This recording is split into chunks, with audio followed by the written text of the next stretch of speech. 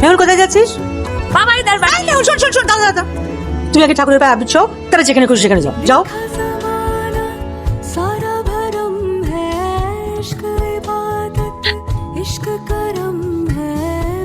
বাবাই দা মেহুল, কে রং দিল তোমায়?